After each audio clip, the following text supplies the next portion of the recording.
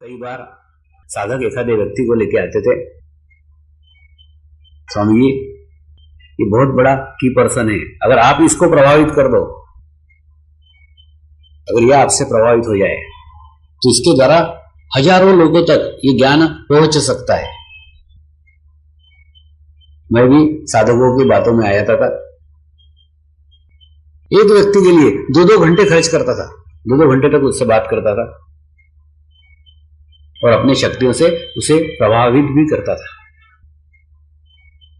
लेकिन धीरे धीरे ये अनुभव आने लग गया कि उस व्यक्ति की ग्रहण करने की क्षमता सिर्फ 100 ग्राम दूध की है। 100 ग्राम तक वो ग्रहण कर सकता है। वो उसको जबरदस्ती 1000 ग्राम दूध पिला देता था और 1000 ग्राम दूध पिलाने का परिणाम ये होता था उस व्यक्ति को डायरिया हो जाता था, तो उसके पास 100 ग्राम भी नहीं रहता था। तो मेरा 1000 ग्राम भी दूध बेकार गया और उसके बाद भी कुछ नहीं बचा। और ऐसे व्यक्ति के से कुछ काम नहीं हुए। तो अनुभव से ही सीखा कि जिस व्यक्ति की जितनी लायकियत है, जितनी रिसीविंग है, जितनी ग्रहण करने की क्षमता है, उसी क्षमता के अनुसार उसने प्राप्त करना चाहिए। मैंने खुद कुछ भी देना नहीं चाहिए, कोई प्रयास नहीं करना चाहिए देने के लिए, कोई प्रयत्न नहीं करना चाहिए। वो अपनी स्थिति के अनुसार जितना ग्रहण करे उतना ग्रहण करना चाहिए। तब से एक ही पर्सन वाला मामला भी खत्म हो गया। कोई कितना भी व्यक्ति बड़ा है, कितना भी बड़ा की पर्सन हो, उसके लिए कोई प्रयास नहीं करता, कोई प्रयत्न नहीं करता। अगर ग्रहण करता है ठीक है, नहीं ग्रहण करता है ठीक है। बाद में धीरे धीरे मेरे जीवन में कुछ नए ऐसे साधकों का आगमन हुआ जिन साधकों ने मुझे देखा हुआ भी नहीं था। वीडियो कैसेट से शिविर किए हुए थे, कभी दर्शन नहीं किए, कभी कुछ नहीं। तो दर्शन के लिए लालायित थे, दर्शन के लिए तैयार थे, दर्शन लेने के लिए तैयार थे। तो जब ये लोग 2 मिनट के लिए भी मेरे सामने आ गए तो 2 मिनट में पूरा चूस करके चले गए, पूरी एनर्जी ग्रहण करके चले गए। तो मुझे एहसास हुआ कि जिसके अंदर ग्रहण करने की क्षमता है, जिसके अंदर रिसीविंग है, उसके लिए एक क्षण मात्र का दर्शन ही काफी है। क्योंकि ऐसे साधक कपूर के समान है, सिर्फ उसको थोड़ी सी अग्नि दिखाने की जरूरत है, एकदम जल जाता है। पूर्ण तैयार है, पूर्ण प्रिपेयर है, सिर्फ दर्शन के लिए तरस रहे हैं। और सिर्फ दर्शन मात्र से उन्हें अनुभूति प्राप्त हो गई, सब जान गए, सब पहचान गए। तो ऐसे साधक जीवन में आने के बाद ये पुराने साधकों के लिए निमित्त बन गए। पुराने साधक महसूस करते हैं हम स्वामी के साथ 2 साल से हैं, 3 साल से हैं, 4 साल से हैं, लेकिन ये जो 2 मिनट में लेके गया ये हम 4 साल में भी नहीं ले सके। क्या कारण है? तो मैं उनको बोलता हूं कारण ये है कि आप मेरे शरीर के ज्यादा पास हो, मैं आपके ज्यादा करीब हूं, ज्यादा पास में हूं,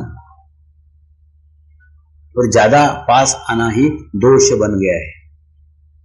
जैसे किताब है ना, किताब 1 फीट दूर रखोगे आप आसानी से पढ़ सकते हो, ऐसे किताब नहीं पढ़ी जा सकती। आंखों के साथ किताब को चिपका लो, एक अक्षर भी नहीं पढ़ सकते। तो गुरु का अत्यधिक सानिध्य, गुरु के अत्यधिक निकटता, अत्यधिक पास होना ही उनके लिए घातक सिद्ध होता है। क्योंकि पास लेके पढ़ नहीं सकते, ग्रहण नहीं कर सकते। और जो 2 मिनट में लेके जाते हैं वो बहुत दूर रहते हैं। सिर्फ जीवन में 2 मिनट के लिए आते हैं और 2 मिनट में सर्वस्व ग्रहण करके चले जाते हैं। तो ऐसे साधकों का भी आगमन होने लग गए।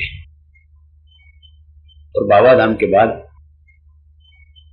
नवसारी में शक्तियों की स्थापना करने के बाद मेरे जीवन की सारी इच्छाएं ही समाप्त हो गई।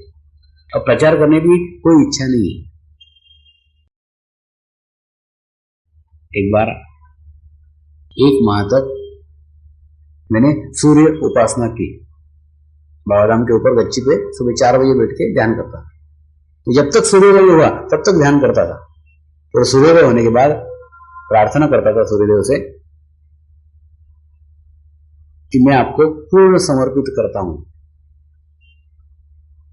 मेरा जीवन जिन आत्माओं के आत्मिक विकास के लिए हुआ है, आत्म उन्नति के लिए हुआ है, प्रकाश के किरणों से आप ये संदेश उस तक पहुंचा दो कि मैं उसके लिए आया हूं, मैं उसका माध्यम हूं।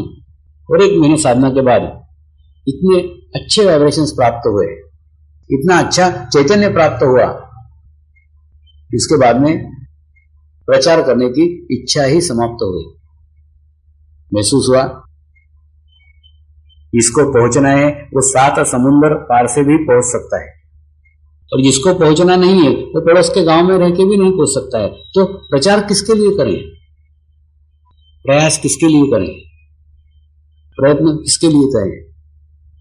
वास्तव में 3 प्रकार के लोग हैं। एक लोग वो हैं जिनके पास में गया, जिनके जीवन में मैं गया, जिनके जीवन में मेरा उनको सानिध्य मिला, तो भी वो इस मार्ग में नहीं आएंगे, ये मार्ग उनके लिए है ही नहीं। तो ऐसे व्यक्ति के लिए मेरा कार्य कोई मायना नहीं रखता। दूसरे ऐसे व्यक्ति हैं जिनके पास मैं गया तो वो इस मार्ग में आएंगे, और नहीं गया तो नहीं आएंगे, तो उनके लिए मायना रखता हूं, उनके लिए सानिध्य है, उनके यहां पहुंचने की आवश्यकता है, और उन्हीं के पास पहुंचने के प्रयास है, प्रयत्न है। तीसरे ऐसे व्यक्ति हैं जिनके पास मैं पहुंचूं या नहीं पहुंचूं, वो 7 समुद्र पार से यहां पहुंच ही जाएंगे, उनके लिए भी जाने की आवश्यकता नहीं है। ये सारा घूमना ये 2 नंबर के व्यक्तियों के लिए हो रहा है। जिनके पास में पहुंचा तो आएंगे, जिनके पास नहीं पहुंचा नहीं आएंगे। जिस दिन ये समाप्ति हो गई उस दिन घूमना बंद हो जाएगा। आज सवेरे ही जब मैं 4 बजे ध्यान कर रहा था, 4 बजे मेडिटेशंस कर रहा था, तो ध्यान के अंदर आया कि वो समय आ गया है कि मुझे घूमने की प्रक्रिया बंद कर देनी चाहिए, घूमना बंद कर देना चाहिए। क्योंकि जितने ग्लास को लेकर दौड़ेंगे, जितने ग्लास को हिलाएंगे, उतना ही अंदर का पानी अस्थिर होगा। अगर पानी को स्थिर करना है, अगर पानी को बर्फ करना है, जमाना है, डेवलप करना है, प्रोग्रेस करना है, तो ग्लास को स्थिर करने की आवश्यकता है। अगर ये स्थूल शरीर ऐसा ही घूमता रहा, ऐसा ही जगह जगह हिलता रहा, तो अंदर का पानी कभी स्थिर नहीं हो सकता। सूक्ष्म शरीर कभी स्थिर नहीं हो सकता, और सूक्ष्म शरीर स्थिर नहीं हो सकता तो साधकों की डेवलपमेंट नहीं हो सकती, साधकों की प्रोग्रेस नहीं हो सकती। तो अगर साधकों की प्रोग्रेस करना चाहते हैं, साधकों की प्रगति करना चाहते हैं, साधकों को पानी से बर्फ बनाना चाहते हैं, साधकों को आध्यात्मिक ऊंचाई देना चाहते हैं,